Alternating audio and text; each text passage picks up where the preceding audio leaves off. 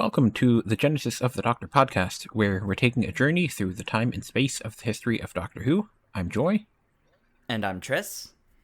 And for today's episode, we're finishing up Season 8 and starting Season 9 with the Demons and Day of the Daleks. Yes, we can start with the Demons. I hear that this is a very widely beloved story. I think it's good. I don't think it's, one of my favorites, but I did enjoy it. Yeah, I don't know if I'd say it was one of my favorites, but I did really like it, and I really liked how it made good use of its cast you Yeah.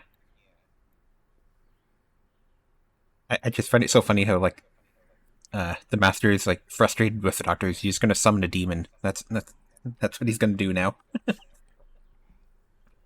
Honestly, really funny that's what he jumps to. Yeah. I love that he was actually like a cult leader that took over the church and turned the church into a cult. Something about that, like the way that was done was kind of cool, actually. But I really liked how Yates and Benton were more like proper companions for this story as well. Yeah, they were great in this one. And a bit funny to actually see them in civilian clothes, because we haven't seen them in civilian clothes yet. Yeah, that's almost why they felt more like companions. Yeah. But I love how they had their instincts. They saw something was wrong. They saw the Doctor on TV when the dig went wrong, and their option was to steal the Brigadier's helicopter to fly out there for some reason in civilian clothes. And that was what made the Brigadier be like, all right, we got to get to the bottom of this. They took my helicopter. Yeah. I love the scene of him at home in bed, and he's like, what? They stole my helicopter? Okay, yeah. Get me a car.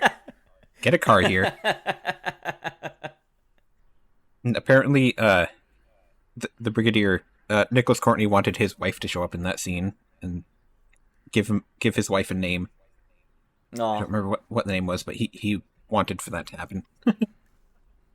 Well, unfortunately, that didn't happen. Yeah. Unless it did and it was cut, but I guess it didn't. Yeah. It was also funny at the beginning when, the Jones says, this is the dawning of the age of Aquarius, and that just feels like a very random thing for her to say out of nowhere. It's yeah. One of those, awkward title drop moments, except it's not even a title drop. Yeah, it makes me wonder if that was the original title for the story, and then they just didn't change that. Maybe they thought calling it the Demons was going to be too controversial, so they had a backup title, so they made sure it was dropped in there somewhere. But yeah, it did feel very strange. Although the entire premise at the start of the dig felt very weird because it didn't really come back into play. It did, but everything that was happening technically wasn't because of the dig. The Master just timed the summoning with the dig. Although I guess the dig was where the spaceship was, right? That was where the abandoned spaceship was, and I guess that was them breaking into the ship and its systems is what caused all that. But even still, the dig ultimately wasn't the problem. It was the Master summoning the demon that was the problem. Yeah. I did like that whole framing device at the beginning, though. It was a fascinating way to do it, to have the BBC there to record. Yeah. And then funnily enough, it's BBC 3, which didn't exist at the time, and they were just saying hey, maybe in a few years there'll be a BBC 3. But then BBC 3, it came into effect, I think, in the early 2000s is when it actually was created. And then funny. They predicted it. But it definitely isn't the right kind of thing, because the BBC 3 is teen dramas, not documentaries. Not news. Yeah. They tried. It didn't quite work out. But you know what? They got there in the end with BBC 3 and just that. But I really do, I really do like the way it was presented at first, even though I do think the dig and the dig site should have been a bit more significant. Yeah. in the long run. I do really like how it all played out, how it kind of trapped everyone in the town in a dome. We had everyone kind of trapped in the area, and the Brigadier and everyone trying to get in throughout the story, and everyone inside. So, some of them just living their lives as normal, some of them all part of the cult. There started to be a lot going on the more it went on, and it was kind of cool. But I think it juggled its use of characters well, but I'm not too sure if the overarching plot made the most sense half the time. It kind of felt like a lot of things were happening just to get reactions to happen, or just to get characters to the right place, less so because they made sense. Yeah, that's true. I will say that I'm glad this isn't a missing story, because with like the noise they had at where the heat barrier was, like that would have been so annoying if you couldn't actually see what was going on. It was just like there's this noise in the background the whole time. Yeah, that definitely would have been really annoying. Yeah. I like how they had them actually like testing the heat barrier though, and like the Brigadier constantly sticking out like the baton to like check it, and it starts smoking. It's like, well, that didn't do it. And I liked how the Brigadier said he doesn't want to be sitting around like a spare lemon waiting for the squeezer, which is just a very random thing for him to say. I don't know why that was a funny line. I don't know why that's the analogy you went for, but okay. Oh, and we had Sergeant Osgood here, and obviously we know an Osgood. Apparently, not the same one, but in the first draft for Day of the Doctor, it would have been mentioned that modern Osgood is this guy's kid. But then Moffat was like, well, it just would be very random to just say that, especially because this Sergeant Osgood is only in this one story. So it's he's only in one story, yeah. Yeah. So it would have been very weird random. Callback to make. That's fair. That's fair. She's supposed to be his kid, which, okay. I mean, they're both nerdy people, so it kind of makes sense. Yeah, it does make sense. And given that he worked closely with the Brigadier at least once, it also makes sense then for, modern day Osgood to be working closely with Kate. Although we haven't had Osgood in too long in the modern era. We need her back. I did also like the Brigadier saying sometimes he wishes he worked in a bank after the Doctor left.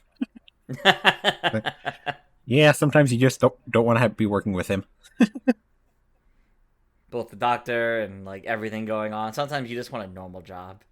Yeah.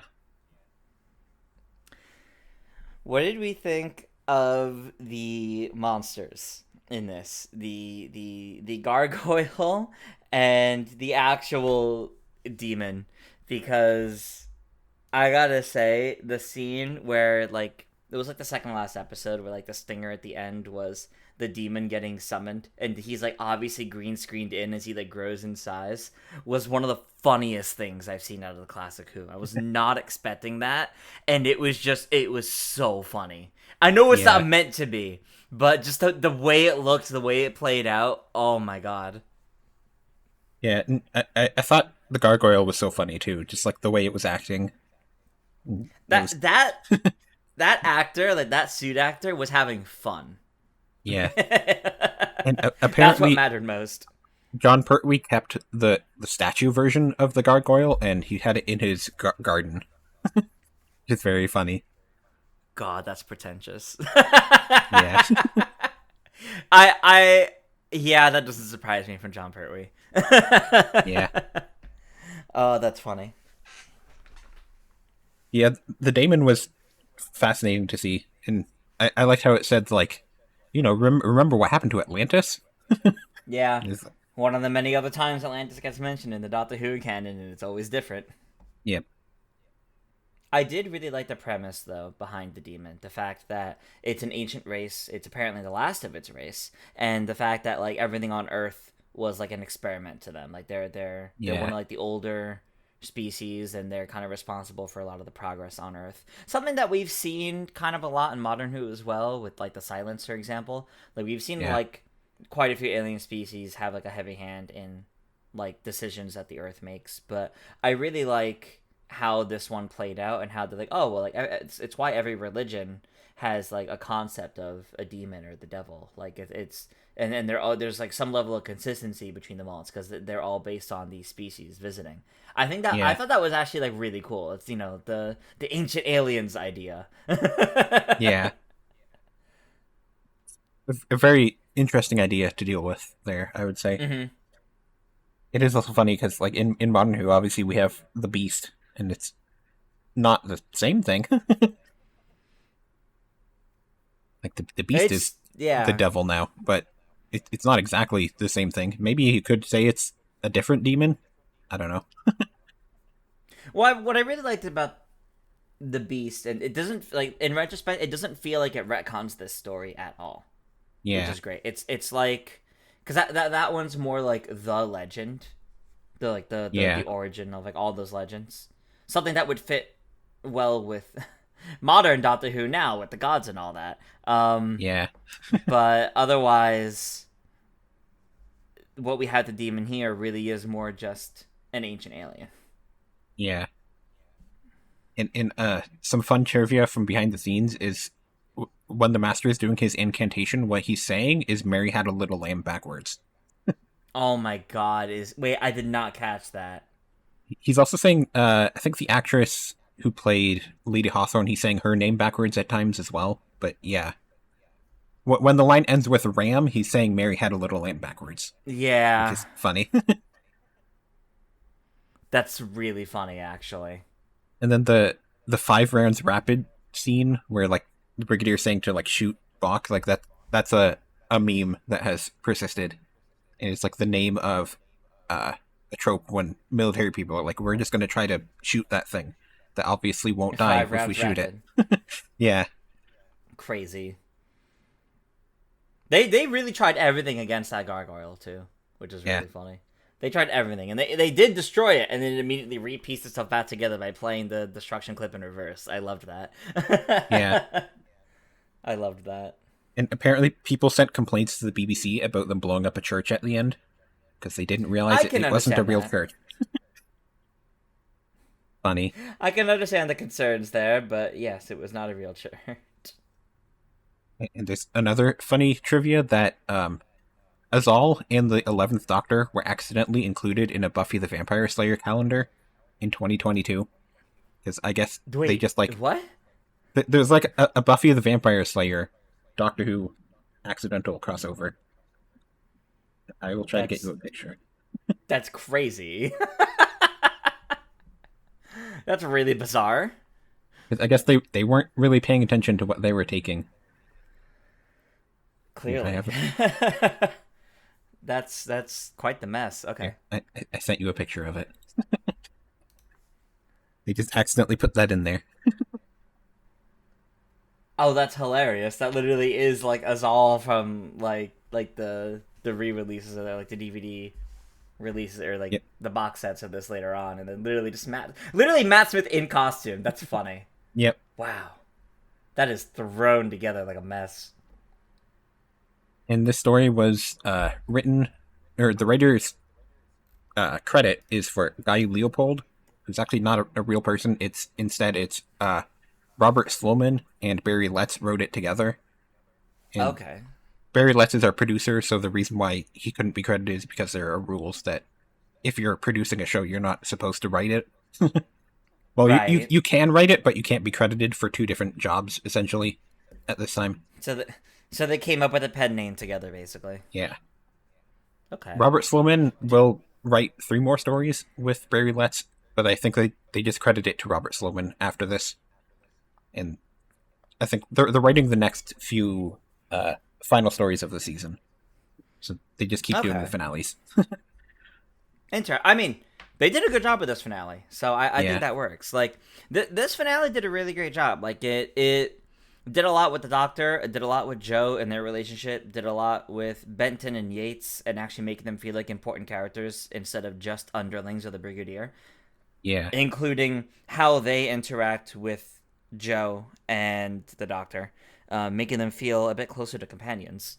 And, like, they definitely made it feel like this was at the time at least, everything between the Doctor and the Master kind of coming to a head at this point. Yeah. So it definitely felt climactic for like a season finale, which is pretty good. And this is also John Pertwee's favorite serial and Nicholas Courtney's second favorite after Nice. Inferno. Well, Yeah, I also loved how Bessie's driving around in this one, and then the Doctor shows that he just has a remote control in his hip pocket. the remote control was quite funny, but I loved how at the end when the Master's trying to escape and Bessie, the Doctor like stops him from shooting. He's like, "No, you might hit Bessie." Yeah. I like how the Master just accidentally picked the wrong car to jump into. It had jumped into any other car and you might have gotten away, but you jumped into the one that has remote control on it. It's probably the easiest car to jump into, though. That's why. Yeah. And I also found it funny that this is set on May Day, and we just had a Doctor Who episode set on May Day as well. That we did. Clearly, it's part of the legacy. Yep. Except one dealt with the Master and one dealt with the Rani. Yep. That's fun. And Miss Hawthorne was also just a fun character. I liked her in the story. She was, and I really liked how she and the Doctor kept having their back and forth about like what was science and what was magic, but also like her understanding the idea that like they might be the same thing in this case. Yeah. Oh, and we had when the Doctor was frozen solid and the medical doctor was listening for his heartbeat and it was like, why are there two hearts in here? Mm-hmm. I love that little scene there. That was a great little moment. That really was a great little moment. And it really highlights how he's an alien because the professor didn't survive and the Doctor somehow managed. Yep. He's not built like humans. He's a bit different, and that's exactly why. Otherwise, that would have been an awkward way to have to regenerate. Yeah. It is kind of crazy, though, in retrospect, how like sometimes we have the Doctor regenerate because something that would have been fatal to humans killed the Doctor, but isn't fatal for the Doctor, just means regeneration. But then sometimes the Doctor being an alien means they could just survive practically anything without having to regenerate.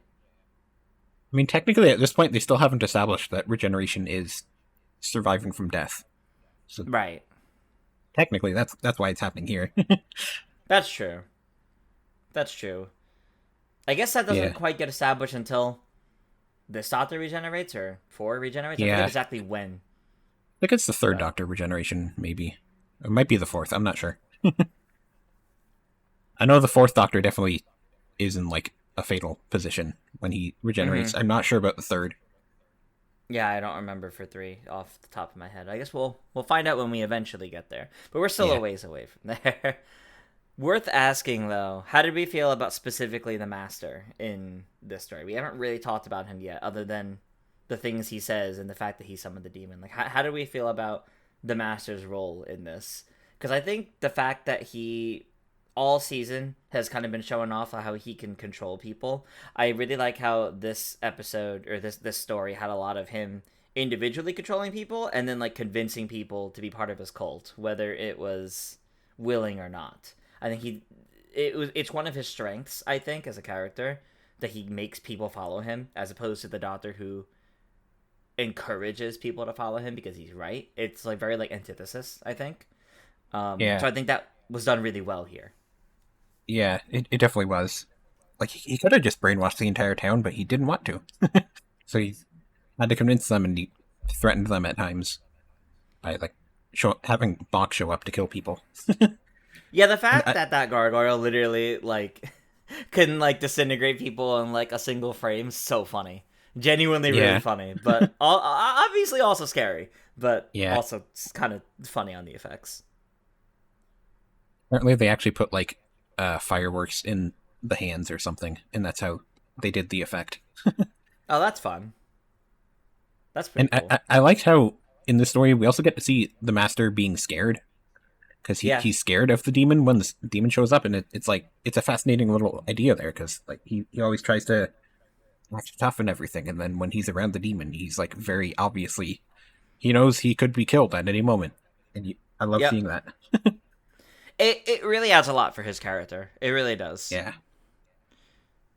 Because like we've always known that like ultimately he's out for himself. He's out to make sure he can survive. But like there was a lot of like risk and fear in this one from him. Yeah. Just adding a different dynamic to him that we haven't seen in the first 4 stories with him. Mm-hmm. And I definitely liked how this season is like, the vibe of it essentially is, instead of showing us like all of the stories of what the Doctor is doing with Joe, it's just we're seeing all the stories that the Master showed up in. So like you have the Yeah. implication that so much other stuff is happening between them, but we're just being shown when the Master's here. And I loved that idea for a season. It definitely works well. I love when Doctor Who seasons leave room for other adventures to happen because I think that makes the most sense. Yeah. While I do like when they happen back to back, the continuity to it all, it does make it nice and helps it feel connected. In the long run, I do think it works better when they don't feel immediately connected because it really does leave room for other adventures and other character moments if they ever wanted to come back to it later on Yeah. and extended media and all. And I think when they make it too continuous, it's too hard to do that. Yeah. Oh, and, on the Master's robes, they actually spelled out Master on like the around his neck. It actually spells out Master in like an old Olco language on there. That's really cool, actually. I mean, Magister is also Master, so Yeah. that makes sense. He has he is so bad at hiding himself. It's really funny, actually. Yeah. I like how His ego's too big. Benton's the first one that hears Magister, and he doesn't know it, and then the Doctor is told Magister, and he's like, Joe, did you fail Latin? And like he doesn't question that, like, Benton didn't realize what he was saying either. I gotta say, though, I didn't really like how the Doctor is acting towards Joe in this either, because, like, later on when he's calling the Brigadier an idiot, and then Joe says the same thing, and then he's getting angry at Joe for saying that, and it's like, I don't like this dynamic that much. I gotta be honest. Yeah, well, I noted that we're definitely getting a lot more of the Doctor and Joe, like and like their whole dynamic. I'm not loving their dynamic together. Yeah. Um, uh, there's a lot of 12 in I'm seeing in the third Doctor, or obviously other way Yeah. around. There's a lot of I'm now learning there's a lot of 3 in 12. Yeah. In terms of like, he really does think everyone else is an idiot, but is willing to work Yeah. with them. And he cares about them in his own way, but he's very cold and he's very focused on getting it done. Yeah. So there's a lot of similarities there, I think. Unfortunately, I do think it does come at the cost of his relationship with Joe, because while Joe herself is a good character, I don't love how he treats her and how like the way he speaks to her, basically. Yeah. Although I feel like that's something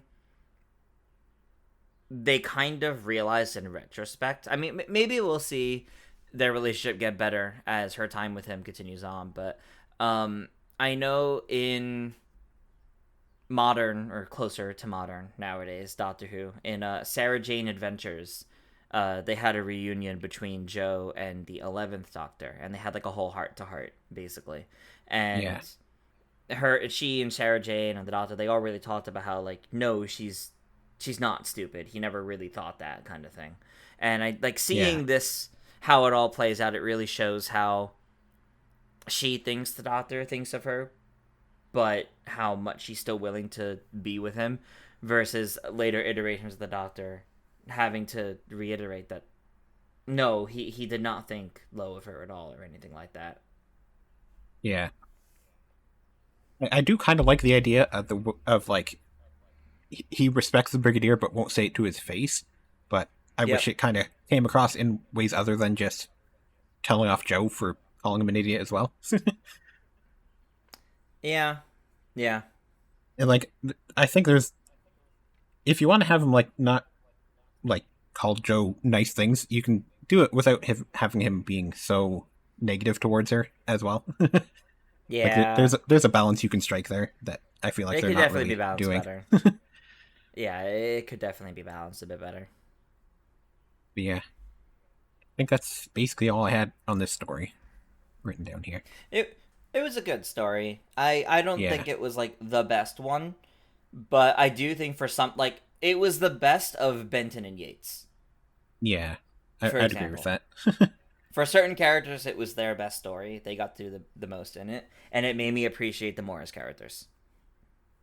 Oh, I did also like how Benton asks the Brigadier for a dance at the end. That was And the fun. Brigadier says, "No, I'd rather go to get a drink."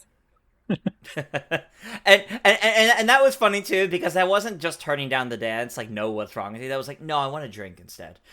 Yeah, and, like he contemplated the dance. apparently that was just the actors. That was improv. Wasn't in the That's fun. script. That's fun. Yeah, Although that dance at the end was very silly. They're like, "Oh, the town is saved. Let's go dance." And then the doctor be like, "Maybe there really is magic or something like that." It was just really funny too as they're skipping around in the dance. Like apparently that was fun. That's silly. a lot of the extras in this story were actually townsfolk from like where they were filming, and then they were That's fun. very happy to get to do like one of their dance things in it. So it's like, yeah, the extras wanted That's to cool do actually. it. Yeah, they were very excited to have Doctor Who there, and then Doctor Who said like, "Hey, do you want to just do all the extras so we don't have to go hire people?" And then, sure, they all love that. Nowadays, that's a little harder to do, but that is really cool. Yeah, yeah. I guess we can move on to Day of the Daleks. And one of my All first notes right. is that he's wearing his red outfit that everybody knows. He is. He Everybody is. knows the Third Doctor for this outfit. This was such an interesting Dalek story. Yeah, Like, and it felt really different than every other Dalek story, and dare I say, in a good way. yeah, Because even though like Daleks are in the title, and you know you're going to be dealing with Daleks, the Daleks did not feel like the primary threat the entire time. It was not everything else is null and void because it's actually the Daleks all along. Like nothing matters but the Daleks. This didn't feel like that, which I think is yeah, really good. The Daleks were just the unfortunate winners of the situation, the ones who took advantage of the situation. yeah, It could have been any of the Doctor's enemies, realistically, but I think it being the Daleks made it more terrifying by proxy of the fact that this whole situation was not orchestrated by them, if that makes sense. yeah. I will say that apparently this was not written with Daleks in mind at first, and then they just put the Daleks into it later. Okay. So that's why it feels that way. But yeah, it definitely Okay. comes across very. It's definitely a very different idea for the Daleks than what we've had so far in Classic Who, Mm-hmm. and I think it really works. And it's definitely it is similar to ideas like Dalek Invasion of Earth, but Yeah, it plays off in a very different way, and I really do like that. Um, like what I really liked here is just how chaotic they made all of it. They really put in this idea of who can you trust constantly into this yeah, idea that the Doctor and Joe can trust each other, but of everyone else they're encountering, who can they really trust? And the Doctor really trying to instill that into Joe because they don't know the full situation of what's going on. They don't know what motives people have behind everything. They don't know the full situation that they're in. And I think it comes together into a story that it really comes down to the wire, which is really yeah, cool. And you know, yet another instead of an alternate universe, this being an alternate future that was caused by them. They get stuck in like the temporal paradox, I think the Doctor calls it, which honestly kind of cool. yeah. It's a fascinating idea to just like bootstrap paradox, the end of the world, Yep. essentially. And the Daleks taking advantage of that bootstrap paradox. Yeah, exactly. Like that. Yeah, That's cool. yeah. I did also like how this is peace conference, and we had one last season, so it's the second Yep. peace conference. Yep. Second peace conference, and this one had a lot going on with it that could have gone wrong. Yeah, I mean, at least nobody murdered each other like last time. That's true. That's definitely handy. Although I'm sure that's why there's a need for the second one. Yeah, because last time China went there, they got their people murdered, so they're probably not very happy right now. Probably not. I did like how like they really tried to hammer home like there was a war that was almost brewing. Like they had the unit alarm where like they told everyone like be on high alert all over the world because Yep. we don't know what's going to happen here. Yep. No, they did a really good job at making it feel tense, like something was going to happen, like it could all go wrong. But they really like did a great job setting up that like this was the pivotal moment that would send things into the war that led to that future. Like they tell Yeah. you that's what happened, and at that moment you're like, okay, I see it. Like it doesn't feel out of nowhere because all the setup was there. Yeah. Even if you didn't catch on to it right away, all the setup is there. The one thing that does feel weird is that they're like Sir Reginald murdered a guy, and it's like what we've seen with Sir Reginald, he definitely doesn't feel like he would do that. But like that is the point of the story, so that works out. Yep.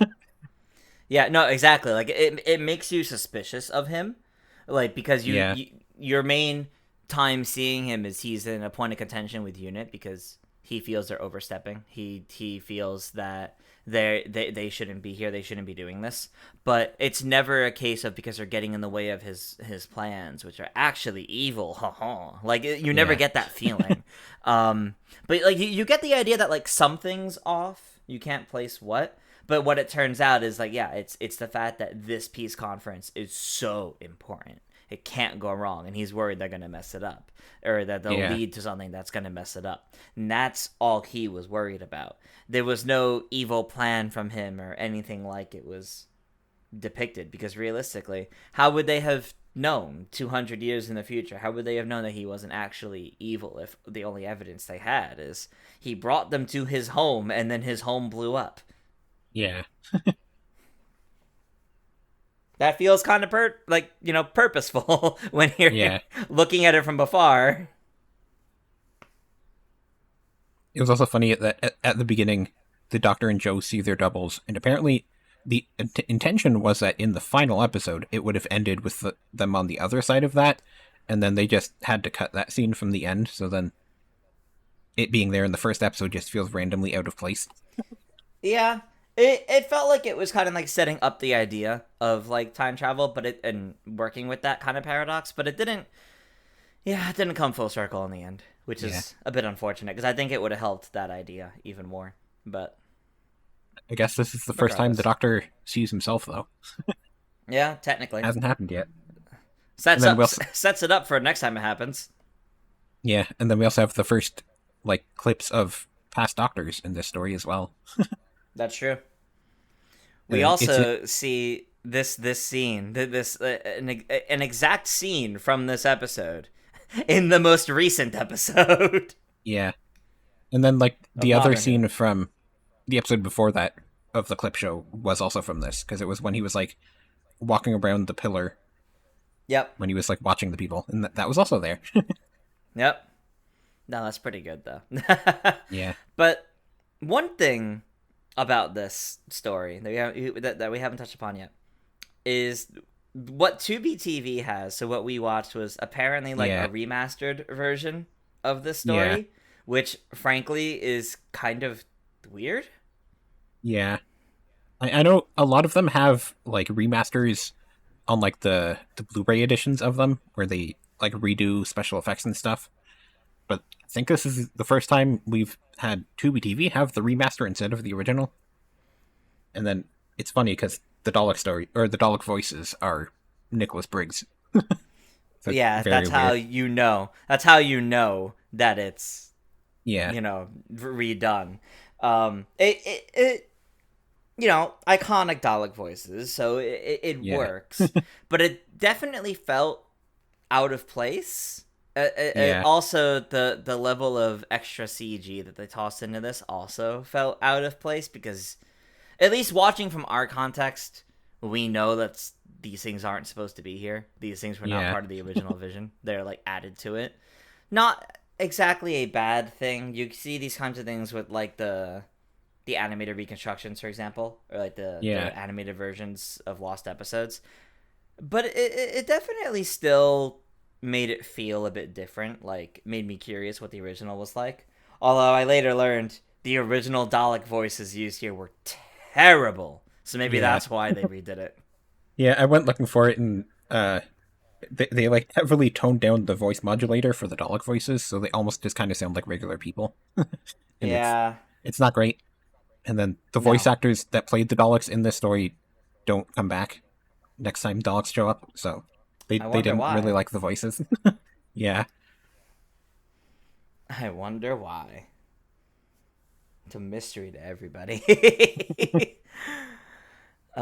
But this, I mean, so obviously the way the Daleks kill in this is also like updated CG where you see the skeleton and all. But like I think yeah, technically now because of that, this would be the first time we see the Dalek kills looking like this, if I remember correctly. yeah. I don't think they were like that before. That was one thing I couldn't find what it looked like originally. Although, given the fact that I think each time the Daleks killed somebody, they basically just disappeared from the screen. I imagine it was just like a flash and they're gone. Like they're Yeah, removed again. Like there wasn't really like many instances of a dead body laying there afterwards. and there was also the funny moment of like the Doctor picking up the gun and just shooting all the Ogrons and not caring that he's committing murder, which is Honestly, very really weird for the funny how Doctor. quickly he committed to picking up that ray gun and fighting back. Yeah, He was ready. I guess he knew he had to fight for his life in this case, and he knew he was fighting the Daleks. yeah. But how quickly he jumped to that really surprised me, actually. I did like how he finishes his drink in the middle of the fight though, because he was drinking and he's like, "No, stop! I'm gonna finish this, then I'm gonna shoot you." The Doctor and his wine in this story, constantly, Yeah, really funny, actually. Like, that was a really funny running thing that they kept going. the wine was after his own heart, stuff like Yep, that. yep. And the And vintage then wine that was actually, like, quite good for, 200 years in the future. Like, yeah, and then there was a scene where Joe brings the drink to Benton, and then Yates tells Benton off for taking it, and then drinks it himself. rank has its privilege. Yep. That was quite funny, honestly. And this is actually also the first Dalek story that doesn't have a change in characters in it. Because so Mm-hmm. far we've always had either like there's a new companion in it or there's a new Doctor in it. And this is the first time where Oh, it's that's just true. it's in the middle. That's true. That's true. Because you always either lose a companion in it or gain a companion in it when you're with Daleks until now. Or it's the second Doctor's first story. Yeah, you're right. You're right. The reason why this had Daleks though was because I think they were like writing a script for later in the season that had Daleks in it, and then they didn't like the script, and then they just went like, okay, we're gonna look at all the scripts we have for this season, and we're just gonna pick the one that would fit Daleks the most, and we're just gonna put them in there. And that's what happened essentially. I think it really worked for this, though. Honestly, Yeah, I don't know what like the general fan consensus of the story is, but I think it really works to this to also add to the idea of like what the Daleks do, and like we see Daleks do this kind of thing in the modern era now too. So clearly that this resonated well enough to kind of be an idea they come back to every now and then. yeah. I did like this story quite a bit. I would say I looked up and Yeah. it's apparently like it's like roughly in the middle of Third Doctor story rankings, so it's not Okay. beloved, but it's also not hated. Just kind of in the middle there. That's fair. That's fair. I think this was a I mean, great way to bring them back, though. I guess we'll see too, like as we make our way through the rest of the Third Doctor, like where it stacks up for us as a whole. But I Yeah, I really did like how pretty much everything was handled in this story. Like even like going to yeah, the future and like the way the Doctor and Joe were trapped there for a bit and worked their way back. I thought that was all really well done. Like we often talk about the pacing of these stories when as we watch the classics, we often talk about like how the pacing was either too long, too short. This actually felt like it was paced really well for the amount of time they had, where even like the wrap up at the end didn't feel rushed at all to me. yeah. It was definitely The paced Demons well. also was paced well, Yeah, but this one, like, be like, because typically I kind of hit the finales tend to be paced fairly well, but like this one being the start of the season and a Dalek story, Yeah. was paced really well. Honestly, it kept its focus really well, and it wrapped up really nicely. Actually, like it didn't have any unnecessary extra fluff, and I think where it placed its credits relative to the resolution also made sense. Sure. Oh, Yeah. but did the peace conference go well? Like, we don't need to know that. They saved the day. They're good. Yeah. They prevented that future. We don't need to see more on that.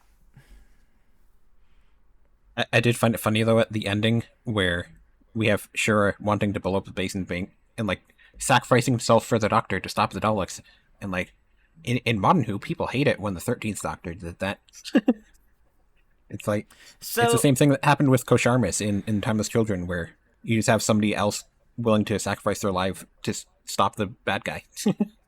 That's a bit different. Funny I ending, think, though. I think that's a bit different though, because I think the reason why people are bothered by that with the 13th Doctor is because the 13th Doctor is the one that's going to do it, and then someone comes in and assumes the responsibility. Yeah, fair. So that's the case of the Doctor gets off scotch-free kind of thing. The Doctor doesn't get the weight of having had that responsibility. Whereas here, this is more of a case of the Doctor came back with the intent to stop Shura from doing this. Yeah. But then it turns out, no, if I still do this and I wait a bit, I can actually stop the Daleks. And the Doctor tried to talk him down, but he was sure of it. So this was less so the Doctor avoiding the responsibility of doing it, and more so he couldn't talk him out of it because it was the only thing that would work. Yeah, I suppose. I will say this. I do see what you mean, but I do think it is a bit different. Yeah. This also, John Pertwee and Katie Manning did not like this story, apparently. No? I wonder why. I think John Pertwee said that like one of the big issues he had was that when the Daleks are storming the mansion, there's only 3 Daleks, and it's just like he didn't think they managed to film that well, because like they only had 3 Dalek props, so it didn't really look like a giant Dalek army was invading the house. That's true. They could have definitely had, or framed it to make it look like there was more of them. Yeah, I mean they kind of tried to, but then it's also just like from his perspective, he was seeing like how they were filming it, and he just felt it was very stupid, essentially. Mm-hmm. I guess that's fair. He got to see them turn off the camera and then move the Daleks like a foot, and then turn the camera back on to try to act like it's new Daleks.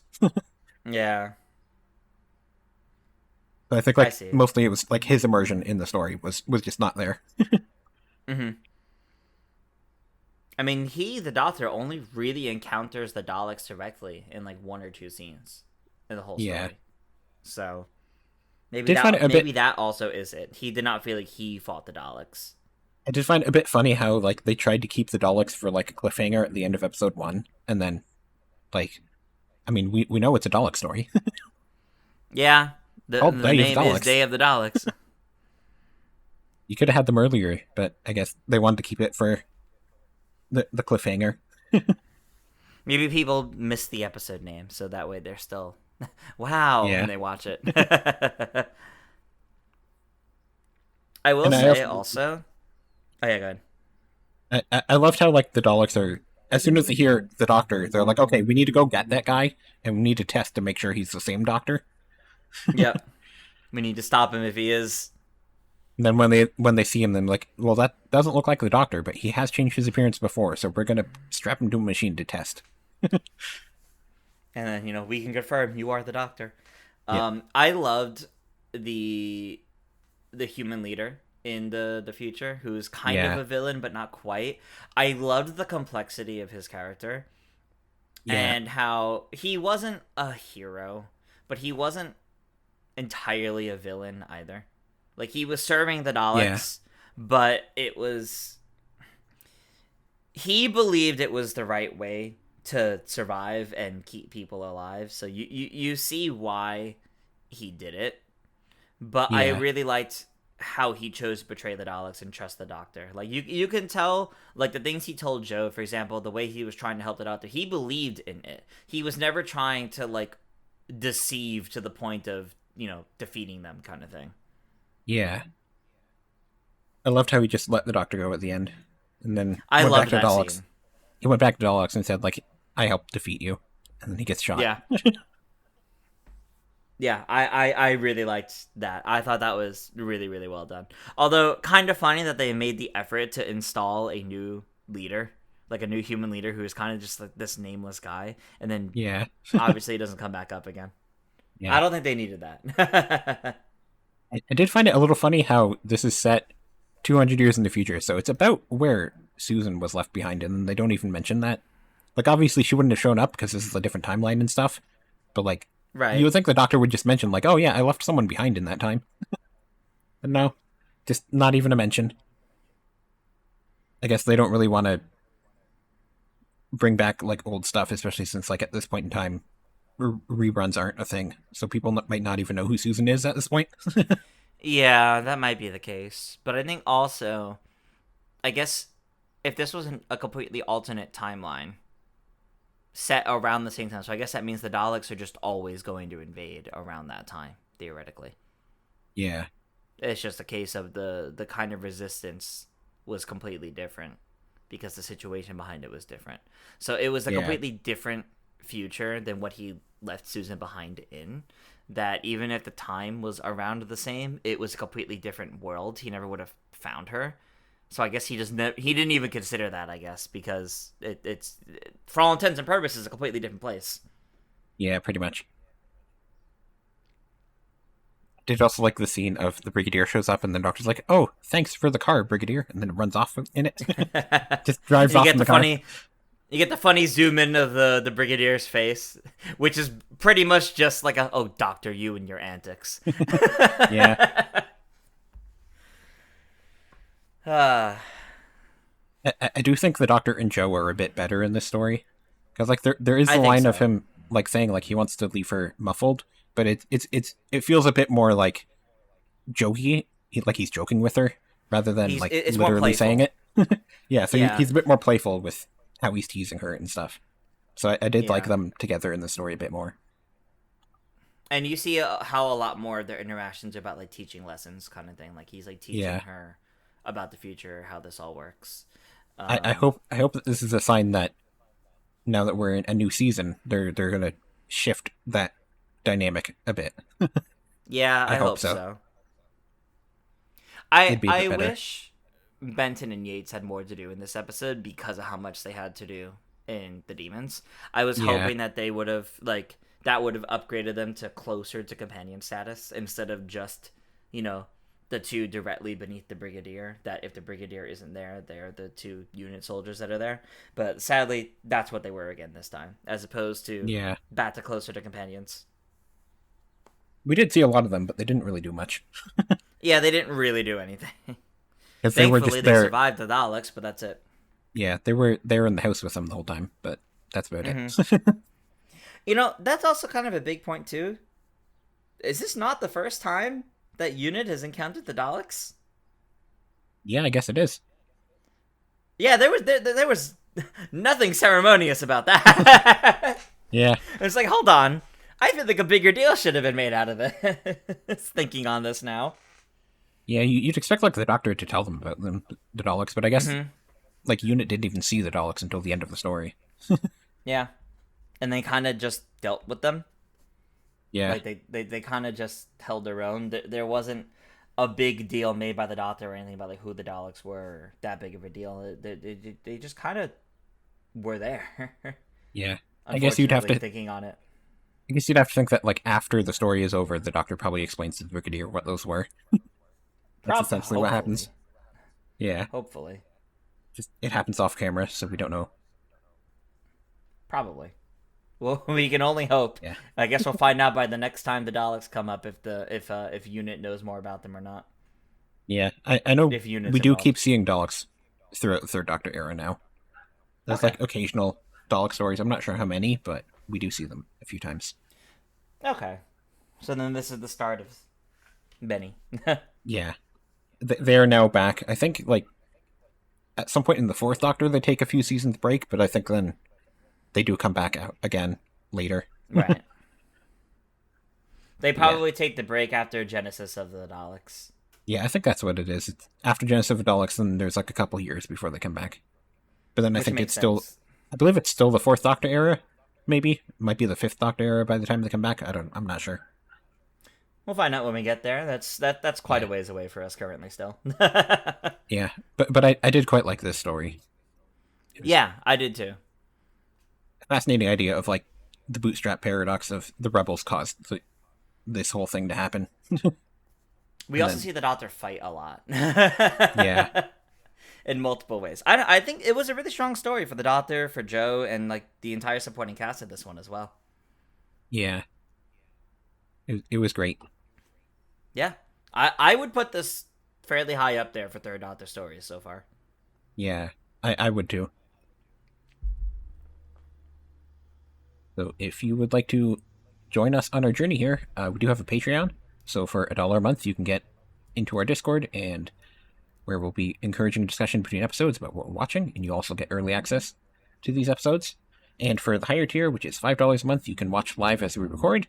We will have a text chat that will chat with you, where you can tell us how Day of the Daleks is actually really bad, and the Dæmons is the best story of Doctor Who.